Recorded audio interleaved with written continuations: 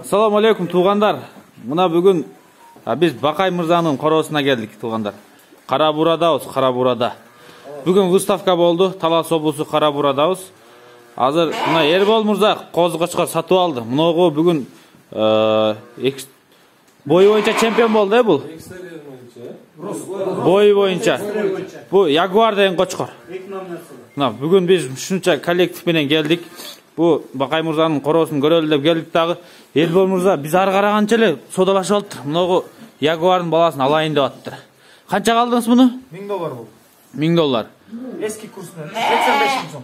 85.000 сом. 85.000 сом болды. Қанша күндік болып қалады бұл? 20 күндік қозы. 20 күндік туғандар. Қанша килограмм туылған Бақай Мырза? Қана өзі? Жашын алды туылған? Айлас деген қошқару сызкөлге сатылған қозы қошқар. Шунun баласы болчу, ошондой эле весте туылды 10,5 кило. 10,5 кило. Енесі қандай қой мұның? Енесі қызыл. Қызыл қой. Светлый да? Светлый екен туғандар. Морда, Ягуар, копия ғой бұл, а? Мұны не қыласам сіз ем? Құдай бұйырса, аман болса, прайз айтып болды да. Құрылды. Бір үш реттен бір ат қой бөлу, жана қазақ туғандар сатып алғанда эле Айнұрок деп қой берді ғой, қозы қошқар. Үш реттен барыбыз бір атсындайды. Отборда попали, блин, отборочный күн болмады, да? Биринчи. Ярмарканан выставка емес, отборочный тур болмады, блин, Қазақстанның 27-ші выставка. Отборный да попай. Аты отборный бі? Отборный да. Отборный. Барынан сурылып шыққан маңайда екен ана бұл, емді? Отборный да.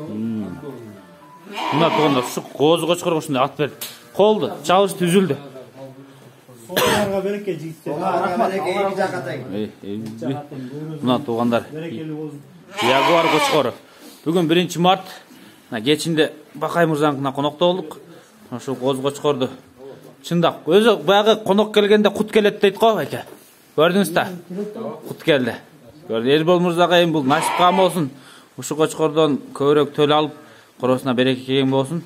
Ondan mesela biz videonun жыйылтайбыз туғандар, көрдүңүздөр. Сиздер да сандан сапат көтүңүздөр.